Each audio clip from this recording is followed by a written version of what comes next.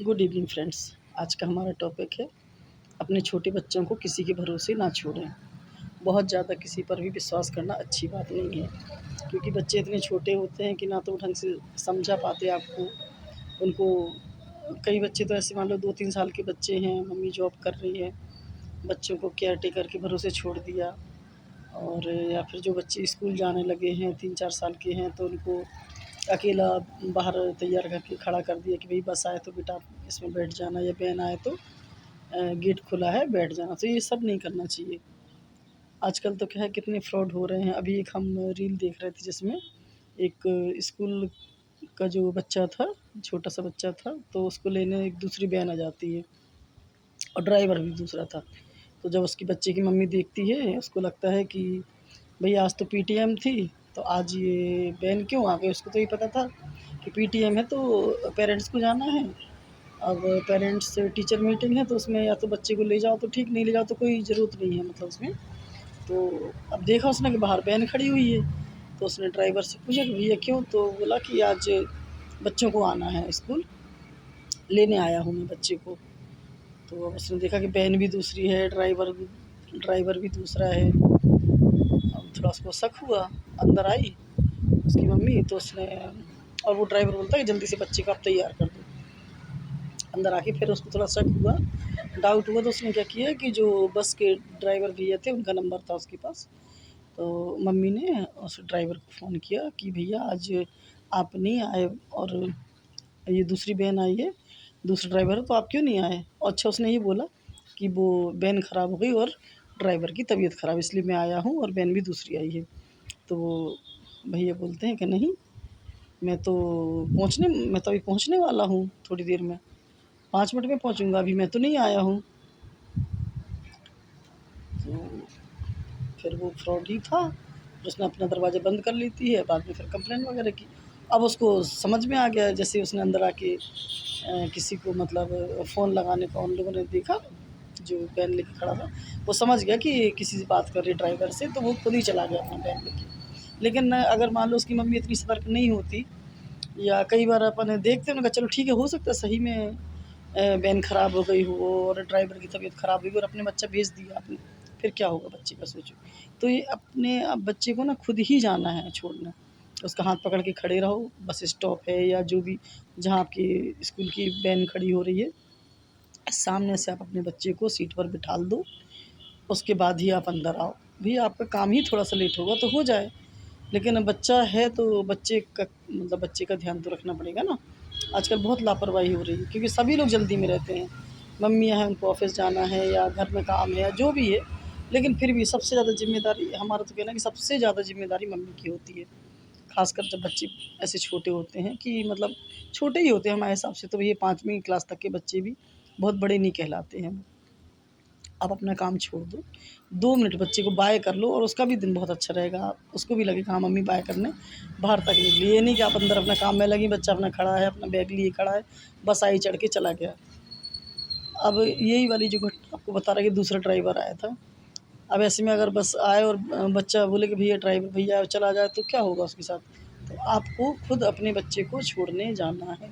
आप जाओ, या आपके घर में और भी कोई है, जैसे कि बच्चे के दादा-दादी हैं, वो जाएँ, लेकिन कोई ना कोई घर का सदस्य होना चाहिए। जैसे होता है बहुत सी घरों में मम्मी जॉब कर रही है, तो ये नहीं है फिर मम्मी जॉब कर रही है तो उसके घर में और भी कोई होगा, नानी, दादी या बुआ, कोई तो होगा परिवार का, चाचा-चाची जो भी। तो वो उसको बाहर तक, भले ही आपके दरवाजे में ही बस क्यों नहीं आ रही, तो भी आप दरवाजे में उसको, उसका मतलब गेट तक आप जाओ, उसको बाय करो, उसके बाद जाओ। तो ये ज़रूरी है, मतलब ये सब करना चाहिए आपको, ये आपकी ड्यूटी है ना? बाकी तो फिर आप दिन भर आप हो, भैया आपका काम दिन भर आप करती रहो, जो भी करना वो करो। तो ये बहुत ज़रूरी है। और एक और हम बताना चाह रहे हैं कि जैसे कई बार क्या होता है कि जो बस वाले भी होते हैं ना, जैसे थोड़े बड़े बच्चे हो गए, अब उन्होंने कहा कि भैया पास में ही तो है आपका घर, स्टॉप पे वहाँ चौराहे पे छोड़ दिया उन्होंने, बोले चले जाओ बेटा। तो ये भी बस वालों को भी थोड़ा-सा इस पे भी ध्यान रखना चाहिए, उनको भी, जैसे ड्राइवर है या कंडक्टर जो भी है, या तो बच्चा छोटा तो हाथ पकड़ के उसको दरवाजे तक छोड़ दो। और या तो फिर सबसे अच्छा तरीका तो ये है, भई हमारा भी पोता है, 8 साल का है, लेकिन हम तो जब वो स्कूल जाता है तो उसको अपने सामने से ही बस में चढ़ाते हैं और जब स्कूल से आता है तो भी उसके 10 मिनट पहले ही हम लोग खड़े हो जाते हैं कि भैया ऐसा ना हो कि भाई ड्राइवर उसको नीचे उतार के, क्योंकि होता है कई बार कि बच्चा, उनको तो लगता है कि बच्चा बड़ा, बेटा अब सामने ही तो घर है आपका, चले जाओ। तो हमारा तो ये है कि ऐसा नहीं है, जो चीज़ वो आपको कह रहे हैं वो हम खुद भी फ़ॉलो करते हैं उस चीज़ को। हमारी बहू खड़ी रहेगी या हम खड़े रहेंगे, कोई भी मतलब बच्चे के लिए खड़े रहते हैं पहले से। तो जैसे ही बस आती है तो अपन लोग उसको उतार दो सामने से, मतलब भले ही वो खुद उतर के आए लेकिन अपन सामने तो रहें कम से कम। तो अपना उसको अंदर लेके आना चाहिए, क्योंकि एक का भी कुछ ही मतलब 8-10 दिन पहले की एक रील हम देख रहे थे। अब शायद पिछले महीने की घटना हो, ये तो पता नहीं। तो एक बच्चा है और बच्चा थोड़ा बड़ा है, वैसे शायद 5th का होगा हमें लग रहा। तो उसका घर पास में ही होगा, तो ड्राइवर ने उसको उतारा और वो बोले मतलब अपना घर जाने लगा। रोज़ ही जाता होगा वो तो, जाते ही बच्चे। तो अपने घर जैसे ही वो जाने लगा, रोड क्रॉस करने लगा, बीच में से कोई गाड़ी आ गई। अब बेचारा वो गिर गया बच्चा। तो ये मतलब ऐसी घटनाएँ हो जाती हैं।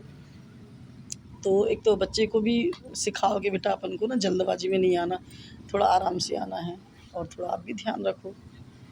हमारा तो ये है कि देखो बच्चा तो 5th तक के बच्चों को तो आप खुद ही आप थोड़ा-सा खड़े हो जाओ 2 मिनट के लिए, कोई उसमें वो नहीं है कि कई लोग बोलते हैं ना कि नहीं, नहीं अरे वो तो बड़ा हो गया, उसको तो सब सीखना चाहिए। अच्छी बात है, सीख रहा है, लेकिन फिर भी अगर आप थोड़ा-सा टाइम दे दोगे तो उसमें क्या आपका।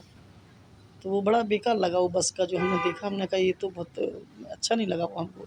और कई बार तो बस वाले क्या करते हैं, स्कूल की बस वाले ऐसे बच्चे को उतारा और बच्चा उतर ही नहीं पाया। पता चला कि बस उसका घर आया और सीधा मद्दी करी, उसको उतारा और निकाल दी, बस आगे बढ़ गए। तो ये भी बहुत गलत है। या बस को जैसे बच्चे को बस में चढ़ा रहे अपन, अब बस में बच्चा बैठ भी नहीं पाया सीट पे और ड्राइवर तुरंत स्टार्ट कर लेता है बस। एक दिन तो हमने टोका भी ड्राइवर को। हमारे पोते की बस आई, एल्पाइन स्कूल में पढ़ता है वो, यहीं इंदौर में। तो उसको जैसे ही वो बैठ भी नहीं पाया, बस चढ़ा बस में और वो उसकी जो मैडम थी बोले हाँ चलो बस चलो, तो बस उसने स्टार्ट कर दिया। हमें लगा कि हो सकता है भाई जल्दी में ठीक है, पर दूसरे दिन जब फिर वो वही काम करने लगा, तो उसको हमने तो टोका, मैडम को भी टोका। हमने कहा मैडम थोड़ा बच्चे छोटे हैं, बहुत छोटा, अभी 3rd में ही है। तो हमने बोला मैडम बैठ तो जाने दो उसको, अब चढ़ ही नहीं पाया, वो तो गिर ही जाएगा ऐसे में। एकदम से आपने स्टार्ट कर दी झटके से बस। तो फिर उस दिन से वो उनको भी लगा कि हाँ सही बोल रहे हैं, तो फिर वो थोड़ा रुक जाता 2 मिनट, बैठ जाए बच्चा, फिर आप चले जाओ। तो ये जो कुछ सावधानियाँ हैं जो अपन को बरतनी चाहिए बच्चों के लिए। और एक चीज़ और है कि जो बच्चे हैं, बच्चों के टिफ़िन में आप अपने घर का ही खाना भेजें तो ज़्यादा अच्छा है, क्योंकि बहुत से स्कूल ऐसे हैं जहाँ की 1 लाख 1.5 लाख फ़ीस होती है, 2 लाख भी होती है, कुछ-कुछ अच्छे बड़े स्कूल होते हैं तो वहाँ उसमें होता है कि बस वो मेस-वेस रहता है, उसी में खाना मतलब उनको स्कूल से ही मिल जाएगा, तो उसका भी पैसा ऐड करना है आपको।